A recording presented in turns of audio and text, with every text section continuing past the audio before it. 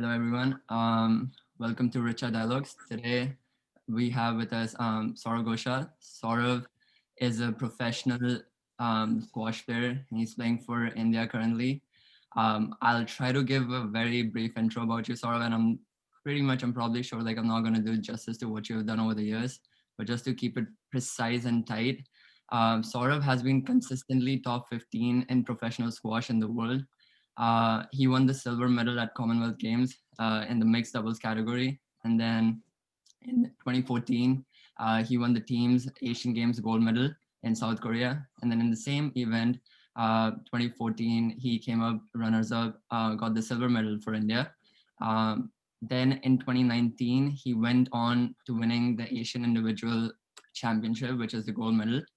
And then one of the very key accomplishments that Saurav has got is the Arjuna Award in 2007, which is given to the highest performing outstanding athletes in India and something recognized by the Indian Prime Minister.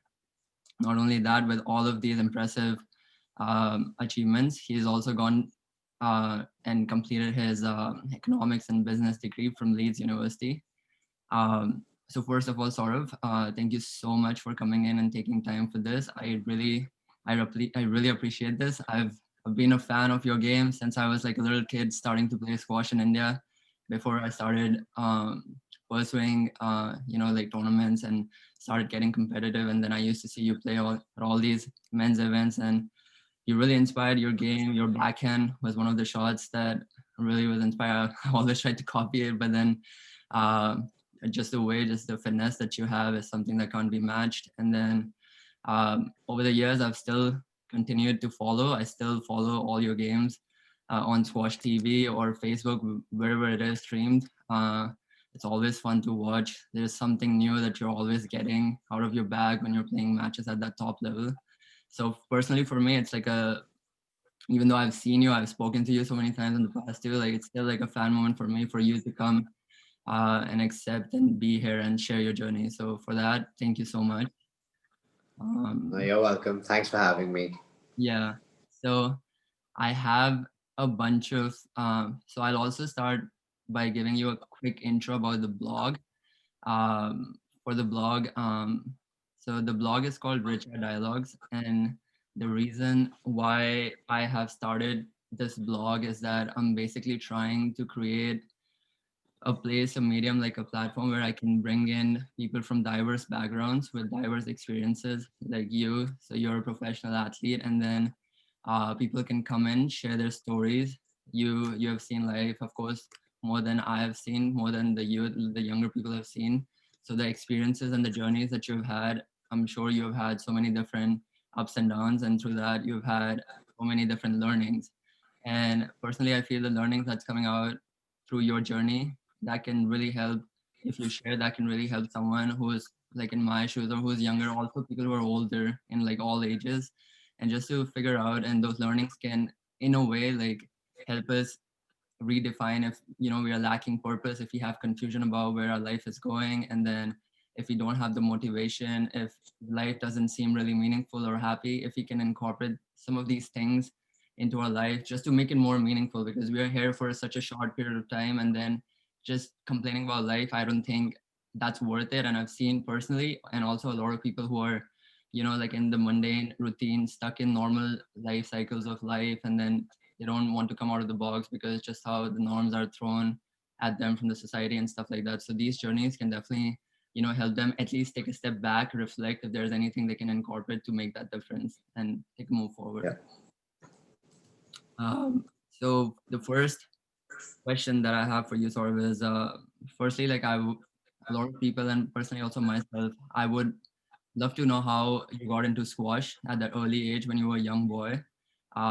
Personally, when I also played squash, which was like many years after you, when I started, I could see some of the challenges of squash being like a bit lesser known sport in India. But then again, like the sport is so amazing. Once you get into it, you get the thrill, you get so much, it gives you so much, and then you pursue it. So for you, what was the thing that made you get into squash, and some of the challenges back in your time when you started developing this passion that you faced while starting this sport?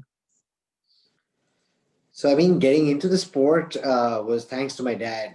He used to play squash. He was a recreational player at best, but that's kind of my inlet into the game. But I think as a young boy, I was someone who just loved sport, any sport, and I played a lot of sport. But I did play cricket seriously as well when I was younger. I started squash when I was about 8.5, and then I kind of pursued both the sports pretty seriously till I was 13.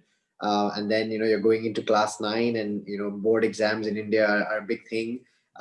Academics is something that you definitely need to kind of pay attention to. And the workload increases at school, and it's difficult to kind of balance workload with one sport, let alone two sports. So I kind of had to make a decision to choose one. And at the time I was just enjoying squash a lot more. It wasn't anything to do with what the paybacks were, or what was more popular, or what other friends of mine were playing. It was just a very basic primal feeling of enjoying myself and being the happiest I was in the day when I was on a squash court.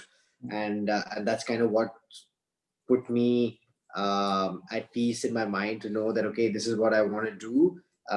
Not in terms of like a profession or becoming professional squash player. Growing up at 13, to be honest, I didn't even have an idea about something like as a professional squash player, something like that existed. It was just basically that this is what I want to do more seriously, and I want to play tournaments, more junior events in India. Till I was 13, the only events I played was this, like the junior nationals, and I used to play some tournaments in Calcutta. Like they used to be like handicap events or club tournaments, and that was it.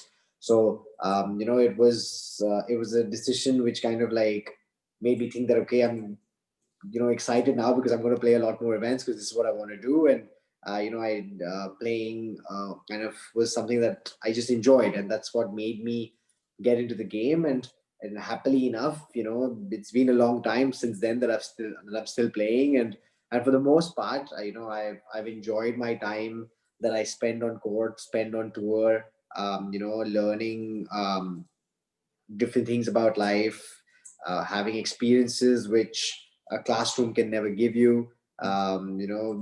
It's made me a much more rounded individual because of the exposure that the game has given. And I'm happy with what I did. So yeah, that's how the game happened. Yeah. And I'll let you get on to the future after that. So yeah. So you said, right, like you started when you were 13, and then there were like a few tournaments you were playing. But then in India, there's like as you also said, right, when you are in 10th or 11th and you're, moving towards the board exams, a lot of times, even when kids, they have a lot of potential, say in sports or something else, a lot of time, even at that young age, they have to make a choice, or like there's so much pressure that comes from their families that, like if you're going to pursue squash or if you're going to pursue any other activity which is not linked to your studies directly, this can really impact your career because everything's career oriented, like in terms of what jobs or where you're going to be in 5 to 6 years. So at that point, like at that young age, did you also ever like face that kind of pressure, or were there situations that might have come from, like from your parents where they asked you to focus more on academics, or throughout the journey were they more like very supportive and they could see that you were balancing the two things really well, and then that made them like that got them like confident that he can do something like this, like he can manage it. See, I think my family has always been very very supportive in anything and everything that I've done. So I have a lot to be thankful for in terms of the support that I've got from them. I agree with you that every family does not look at it the same way, and a lot of times, kids are made to feel that life is a zero sum game where you either do this or you do that, and if you don't do this right now, you're never going to make anything of yourself. So uh, some of the rhetoric normally is, you don't get a 95% in your class 10 and your class 12 boards, you're never going to be a successful person in life. And my answer to that always is that no one knows how much I got in my class 10 or my class 12. So you gave a massive introduction about me, and you did mention how much I got in those exams. Happily for me, I did really well, but that's not what has made me the person I am today.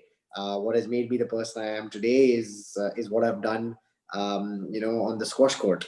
So I think it's important to understand that some kids can figure out very early in life what they're good at, and what they really want to do, and they can go full speed into achieving that particular goal for themselves. Some kids don't find that particular kind of, or don't have that understanding so early in life, and there's nothing wrong with that. It's a process, it's a journey, but as long as you're committed to that journey, you will figure it out at some point in time in your life before it's too late, because you're committed to it and you're making an effort in the right direction. So a lot of times I feel like, I'm happy that I played a lot of sport when I was young, because if I just played squash, for example, then I probably wouldn't be playing professional squash today because I'd be burnt out.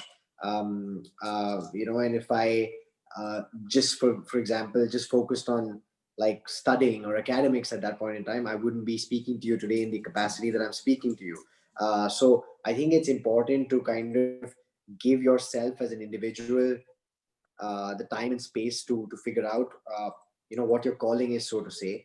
I think it also is important at the same time to um, kind of understand yourself and be true to yourself. So I think one of the reasons why my family was quite supportive of me was, from a very young age, I always knew that like how much work I needed to get done to get something done. So for example, if I had to study, or and get a decent grade, I knew that this is the amount of time I needed to put in to be able to get that decent grade, and I would put that time in. So that breeds confidence on the other side as well. So it's not a one-way street. So you can't just say that parents are very overbearing and they want you to focus on your studies. Of course, if you're not putting the time in and you're failing, then you leave your parents no choice because they don't trust in your judgment. But if you're putting that work in, to make sure that you take care of that side of things. Now, I'm not saying that you're a 90 percenter. Everyone isn't a 90 percenter, but as long as you're putting the effort in to do what you are doing it to the best of your ability, whether it be academics or whether it be being a squash player, whether it be being a dancer or anything, I think that effort and that commitment is what breeds confidence, on both in you as well as the people supporting you, or in some cases putting extra pressure on you. I think that is important. It's a two-way street. Trust is a two-way street when you're a kid. Trust is a two-way street when you grow up. So it's important, and actions are what create trust. Words are only the starting point, but actions are what create trust. So I think it's important to understand that you need to back up your words with the actions, through the effort and commitment that you put in into whatever you do. And eventually, more often than not, things work out in the way that you might not expect, but in a way that keeps you happy. And that's what matters at the end of it all, I feel. I think it's thank you so much for sharing that. I think it's very really interesting how you said about the trusting, because so many I think I've tried to look at this aspect so many times but never completely like cracked that point. And what you said about the trusting like back and forth, I think that's really important. Like if you're asking, like for your parents support, or if you um if you want them to support you, but it can't be something you have to also in a way do what they want you to do in a like in a balanced way, so that you can keep doing what Yeah. you've done, so that your life's Yeah. easy and your parents life is easy. And looking at your like things that you have done, like I can see how you've been playing at such a top level where I'm sure you would have gotten a choice where you're so good that you're debating, or you could have maybe like potentially not done college, just like be like full time like pro, like straight up. So many people do it, like so many leave their Yeah. education to go full time pro. But then when I'm looking at all of these things, like 4 5 tight things, when I did your intro, you did your business degree from Leeds, and I'm sure it would have been very rigorous. And then while you're also like competing at that level, so you made that choice again. it comes back to that point, the back and forth, where you are Yeah. dealing with your parents, dealing with the society, or dealing with so many things, so that you can do what you really love peacefully, happily, which you said. Yeah, it's about earning trust. It's about earning trust, like you said. It's about earning trust from yourself, because that's what beats confidence in you, in your own ability. It's about earning trust from your inner circle, which is your parents, or whoever it might be. It could be a mentor, whatever. And then it's about earning trust from society as well. Whether we like it or not, we are living in a neighborhood, in a community, and to be happy, you need the community to be um, on your side in a lot of ways. And I'm not saying you kind of make it your life's work to appease the community or make them happy or anything like that. But doing that degree, for example, is something that I wanted to do for myself as well, because I felt like it's at that point in time, I felt like it's something that it gives me a safety net in the process of being a professional squash player. I went to England because I wanted to be a professional squash player. The degree was a byproduct. The main goal was to go train with Malcolm Wilstrop in England, and that's why Leeds happened as well, because that was the closest top university that I could go to if I wanted to train with him. I didn't go to America at that time. Obviously, the landscape of American college squash has changed a great deal since I was in college. But at that time, it didn't give me the environment that I needed to be a professional squash player. So my family knew that I was going to England to be a professional squash player, but at the same time, I wanted to get a degree for myself, because as an athlete, I always felt that, number one, you never know whether you're going to make it. At that point in time, you never know whether you're going to make it. And if you don't make it, then you're kind of stuck in some place where if you don't have a degree to fall back on, then what are you going to do with your life? So that responsibility to yourself kind of made me think that, okay, I need to do this degree. And the other thing, what kind of pushed me towards it is, as an athlete, one massive injury can finish your career. So I could be world champion, but if one day I have a massive injury and I can't play squash ever again, then what am I going to do? And that's why doing the degree was a no-brainer for me. Now that is my thought process. That's not to say the people who haven't done their degree are wrong or I'm right. It's just that that's what I felt comfortable with, and that's what I could make peace with myself. Looking back now, I feel doing that degree was brilliant, because I learned so much from going to university. It made me a better person, made me a much more self-reliant person. So before I went to England, the only thing I could do in the kitchen was toast bread. That's it. Nothing else. I could literally not even make an egg for myself. And I can obviously do a lot more today, and that was because I went to England. I can take care of a house a lot better now because I went to England. Before, you come from an Indian family, and like, happily for us, we come from decently privileged families, and everything is done for us. You just need to do what you need to do in terms of studying hard, playing hard in my case, and that's all you need to do. Your bed is made, everything is done for you. So we live very privileged lives in that sense. But going to England was an eye opener, and I learned to live alone, and it was difficult in the beginning, but it made me a much stronger person. And I don't think I can substitute that experience for anything else. So all in all, doing the degree was brilliant for me, and I absolutely loved it. I wish I could have participated a bit more in that, in the process of getting that degree, but I couldn't because I was still playing, and that was like my main thing. But at least I got some part of the experience of going to college, and that's something that you'll never have if you don't do it. So for me, I think you should do it, but like I said, it's a personal decision, and whatever sits right with you, in the truest form, and you being honest with yourself, that's what you should do. I think you rightly said that you knew, even though how good you were getting at squash, but you still wanted to have that safety net. And then I often feel like, like people's telling things, like so many people who have done good in their fields. And you also give a good example for squash. So say if you had like a big injury, say tomorrow, or something that makes you not able to play squash for a long period of time, and then you can't compete, then there's something that, you can fall back on, and you can actually go do it. And then again, saying that people who are actually committing everything like with 100% focus without uh, if they think like degree could be a waste of time for them, and then they're doing what they really love, that's also fair for them. They need to have that validation that they're going in that direction. They have the capability to not, not even need that fallback and stuff. But coming Yeah, from India, and also just how our society is, and a lot of times, especially like for middle class people, and also for people who might not have a lot of privileges and fallback options, say family businesses and like many things where they don't have to fall back. So I feel, and even if they're very interested in a sport, a lot of times this talent gets messed up. And sport is just an example. It can be music, can be dance, can be so many different things. yeah, A lot of things times it like it's very extremes. Like either like you would get to hear that leap of faith that someone made and left everything and then pursued it, and what a life they have now. They're pursuing their dreams. They actually converted. They were happy.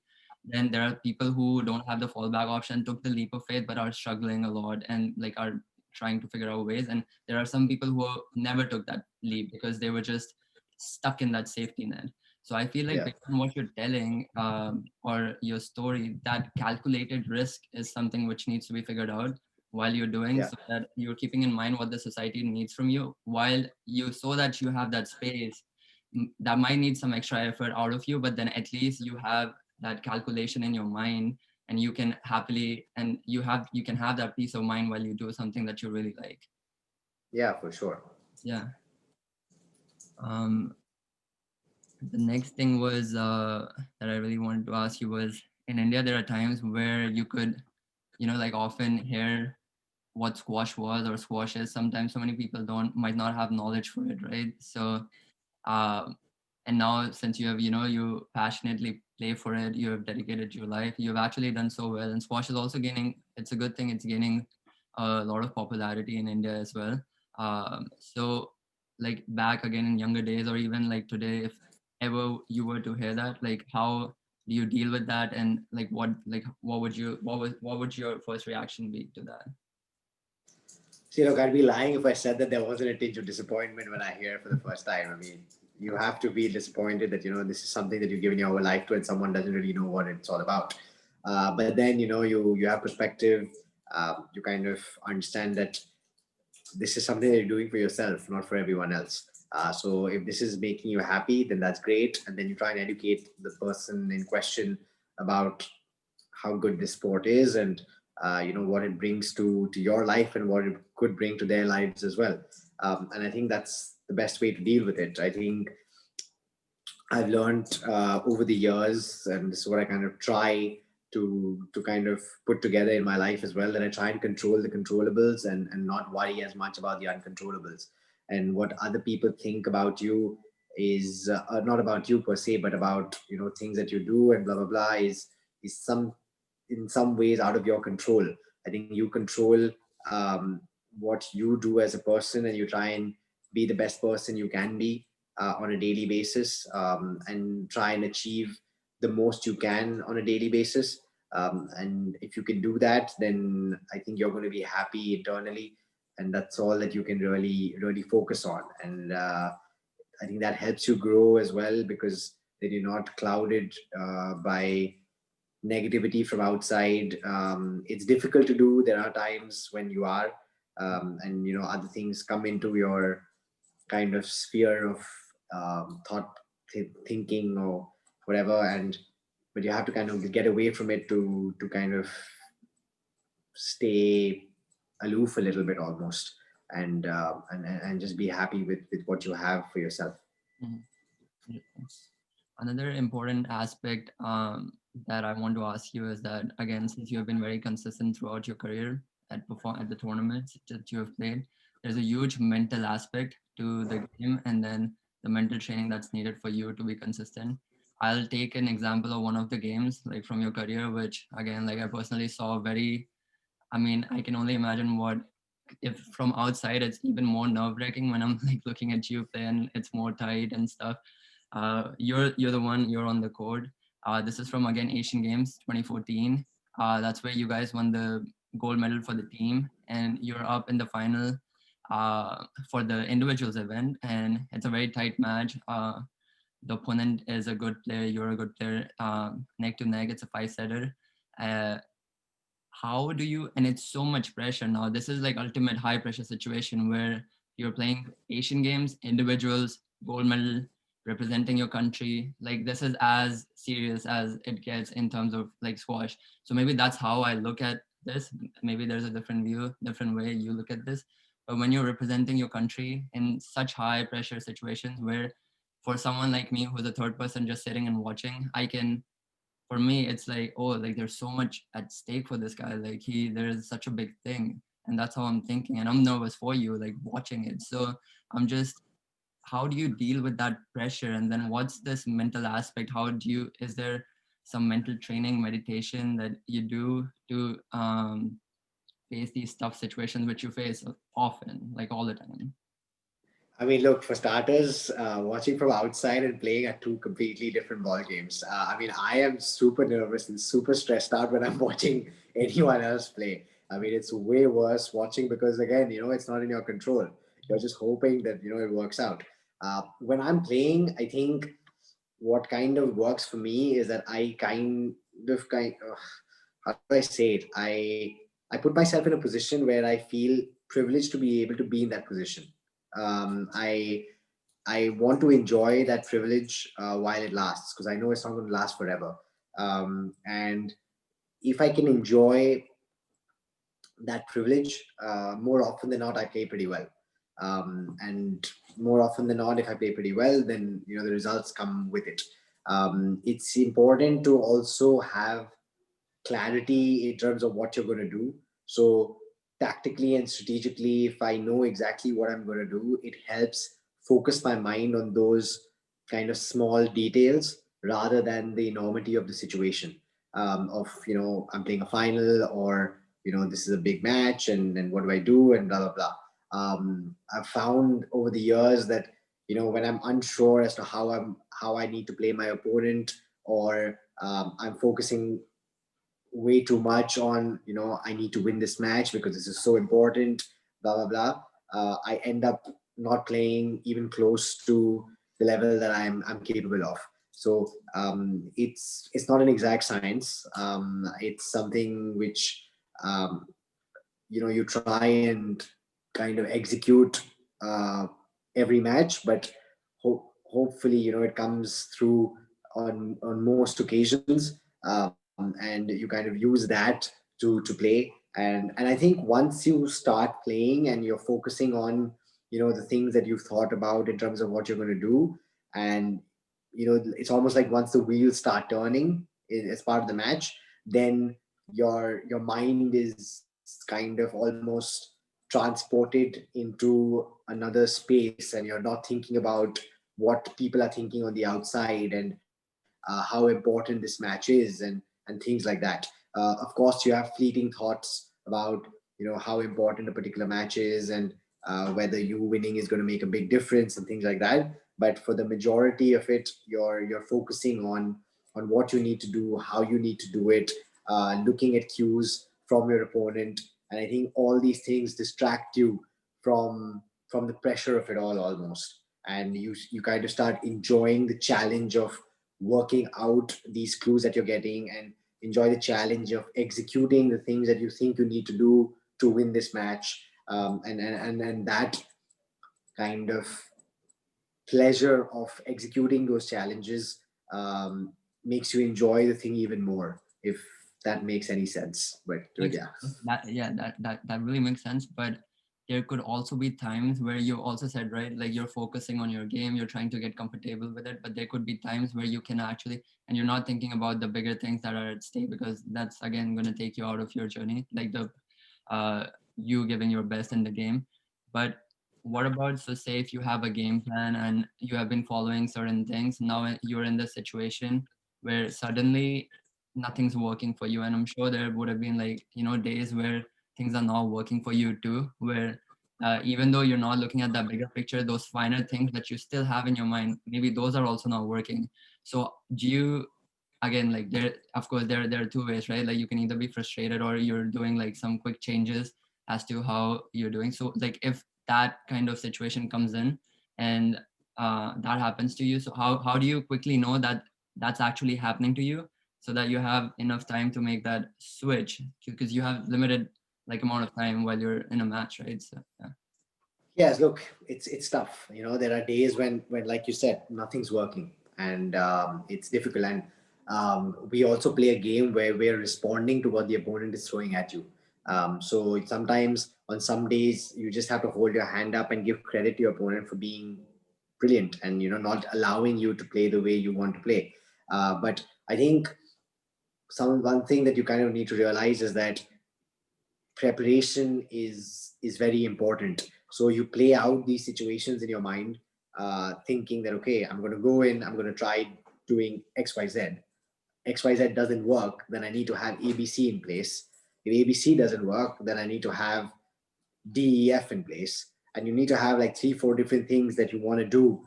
And to get a little technical, like you're trying to play patterns in a squash match. You're trying to play patterns which put your opponent in a place where he doesn't want to play, so you're trying to impose your game on him. And there are different ways to do that. And you use one pattern, and if that pattern isn't working and your opponent is responding to it, well, you try and use another pattern. You also have to understand what works on a particular court in the particular conditions that you're playing in.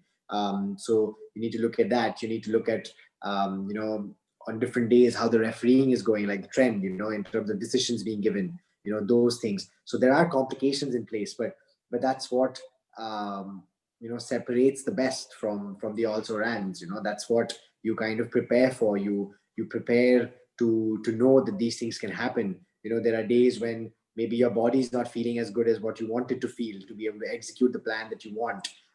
So then you have to figure out how you can mitigate the body not working as well as you want by using another kind of pattern of play, which kind of maybe limits the movement of you getting exposed, and getting your opponent still into the game that you want him to play so that you can beat him.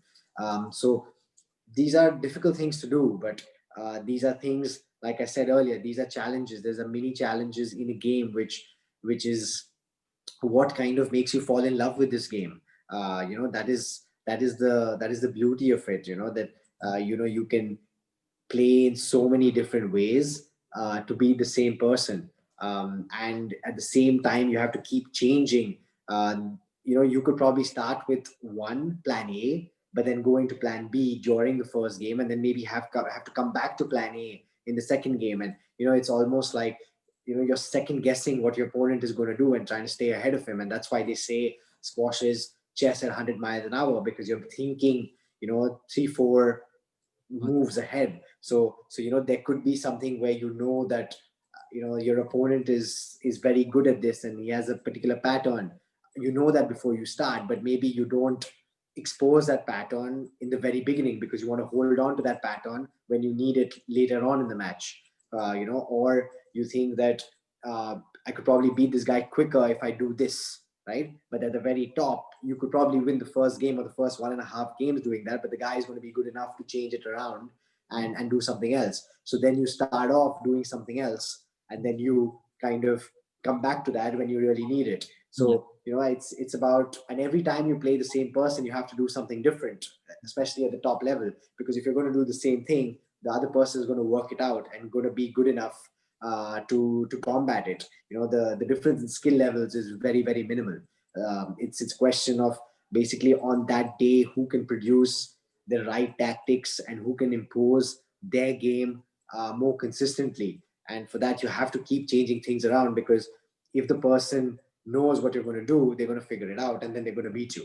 It's as simple as that. And that's in any sport. You think about, in football, they keep saying, oh, Guardiola's doing this today. Like, sometimes he goes overboard, but the reason why he's doing it is because he doesn't want the other team to know what he's going to do.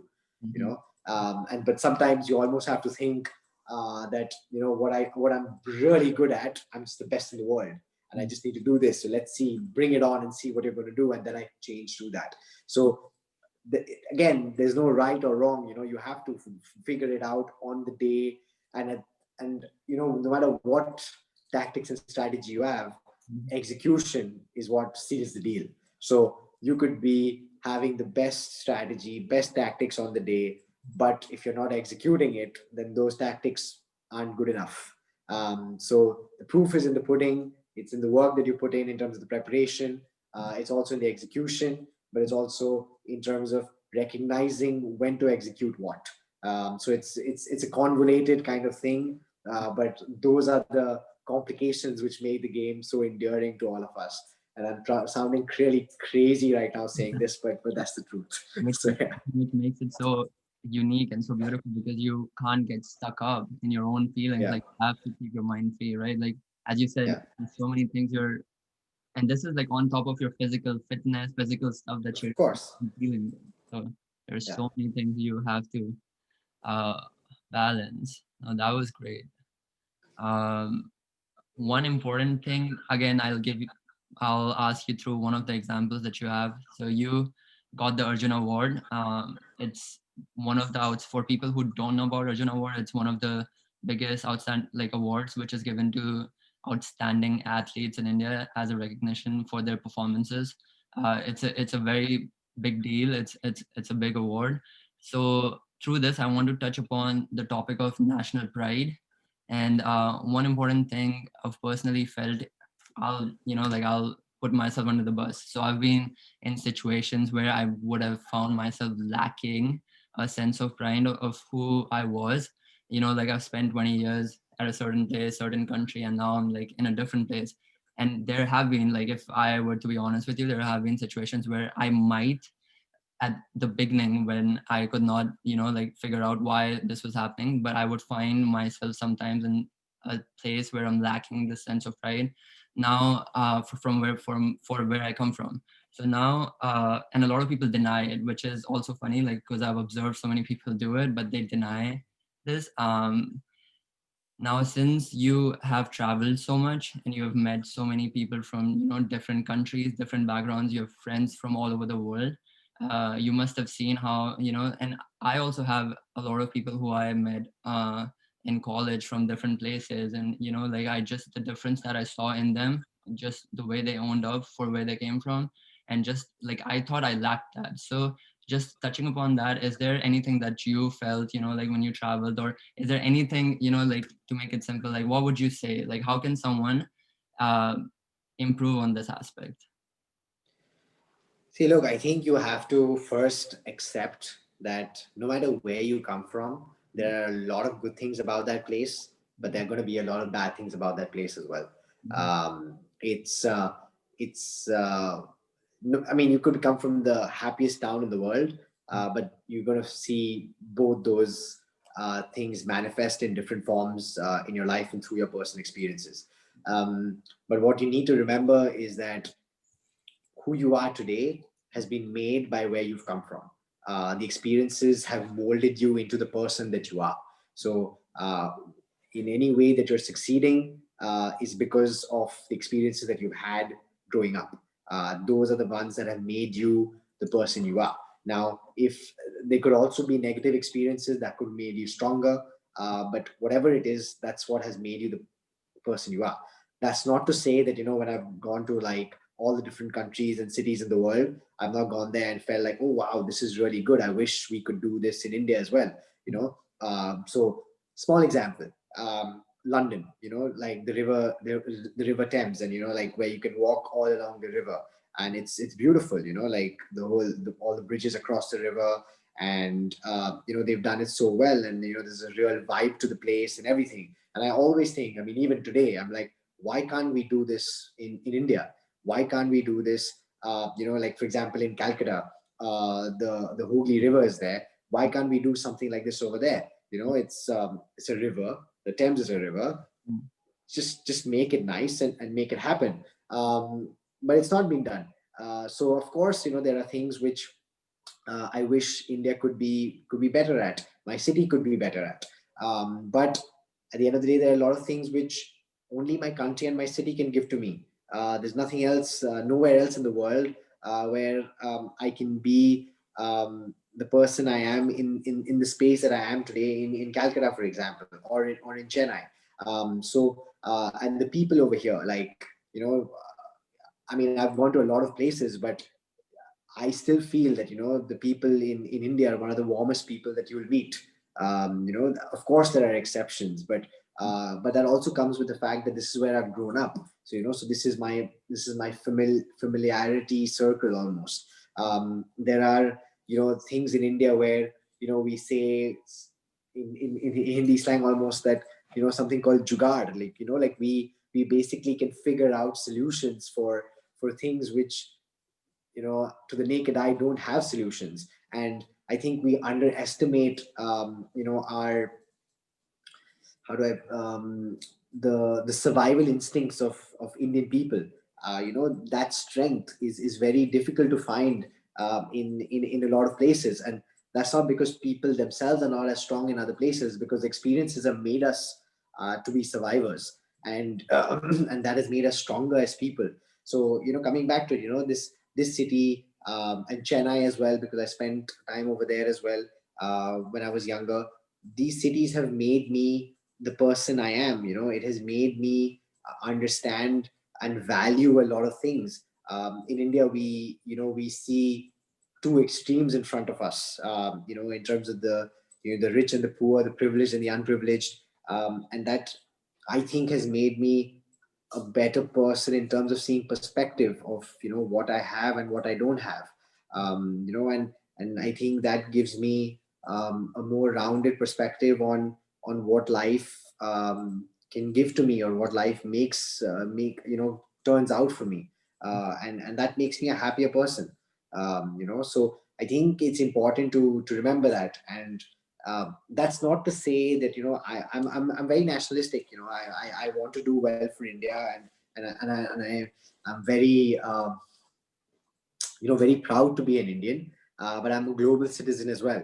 I don't believe that, just because I'm Indian, every other country in this world is not that great. No, a lot of countries have a lot of good things. I have friends from all over the world, and they're all brilliant people.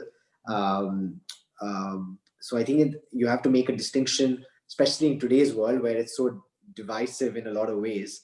That, you can be very proud to be from the place where you're from, but not to kind of, let that pride, become a divisive factor or discriminating factor with people who don't conform to the place that you come from or the thoughts that you have.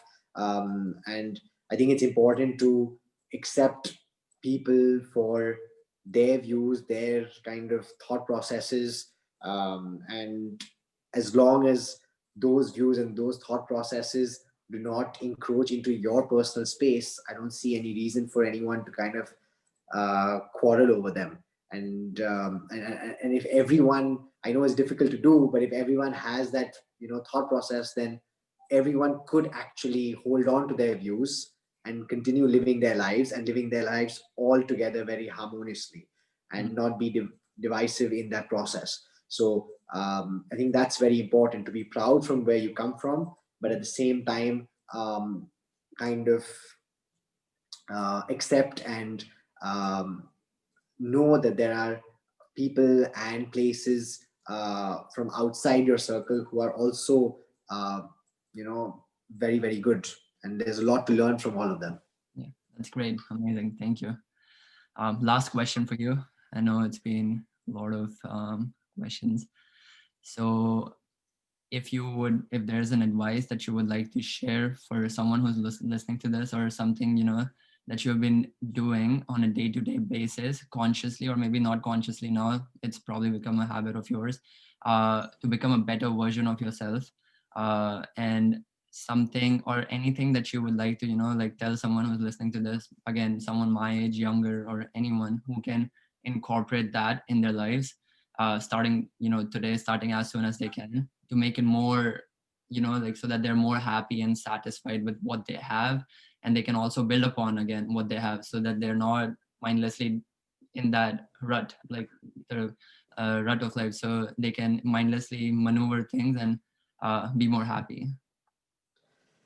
Hey, look, I think I know I'm not a person without flaws. I know I make mistakes. I think subconsciously I just try, to be the best person I can be today.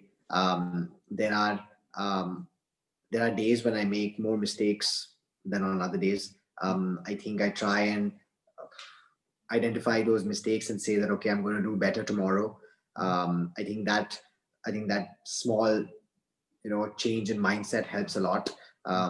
Again, looking back, I mean, going back to what I said, I think it's always important to um, kind of see how your actions are impacting other people. If your actions are causing harm to other people, then you need to take a good hard look at yourself and figure out what you need to do to change that. Whoever it might be.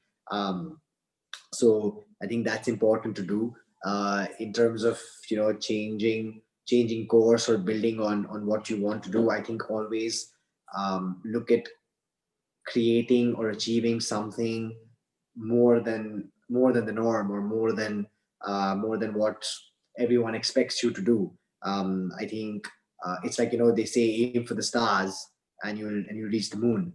So I think even in my career, I've always kind of dreamt of achieving bigger than what everyone else wanted me to or expected me to, and that's helped me stay humble and grounded through all these years of being number one in India. Like, I've never felt that being number one in India is my end goal. It's a privilege to be number one. It's an honor. But I've always felt that my legacy is going to be based on not me being India number one, but me doing what I can do on the world stage. And that's what's kept pushing me to be a better squash player every day. So whatever kind of profession you're in or in life as well, I think it's important to keep pushing your own boundaries, not worrying about everyone else, just pushing your own boundaries uh, to and don't be scared to push them. At the end of the day, you have to work as hard as you can to the potential that you have, and if you can continue to do that, and remember, it's not an overnight process. It takes time, but generally hard work will lead to some sort of fruition of it, and it's going to be special. And I think that's the thought process you always need to have, that the work that you put in is always like a deposit in the bank. It's just a question of when that deposit matures for you. It could be in 2 months, it could be in 20 years, but at some point it will. And that's the kind of the trust that you need to have in the work that you put in, not for anyone else, but just for yourself. And I think if you can understand that and believe in that, it'll make a big difference to the way you work, and a big difference to the way you deal with setbacks, because you are going to have setbacks. That's what life is all about. I actually I was watching this video today, and this person actually said something quite interesting, that there are clouds in the sky to kind of let us appreciate the sky as it is, in terms of the beauty it is, because the clouds kind of show us the not so perfect part of the sky. So the setbacks let you appreciate what you have as as a person, and also appreciate what you achieve moving forward. Because if you just achieve everything, then it's going to become mundane, and you're going to lose motivation. That's just human nature. So if you can believe in the effort that you put in, believe in the work that you put in, you will achieve something much greater than what you possibly imagine for yourself as well. And I think that's probably the greatest gift you can give to yourself. Yeah. No, this is perfect. This is amazing. Thank you for sharing that. And I would just like to conclude, like, this was really nice of you, like, coming in and sharing your life journey. This was a good session. We covered like a lot of things. So thank you so much again for your time and patiently dealing with me. So thank you. No, thanks a lot. I'm glad that I could do this, and I hope it answers your questions the way you wanted them to, and I hope this blog does really well and it helps a few people. Yeah. And and hopefully see you soon. I've not seen you in so long, so yeah. Yeah. Last time I saw you was New York, where you were the Tournament of Champions, I remember. But Yeah. yeah. Okay. Thank you. Talk to you soon.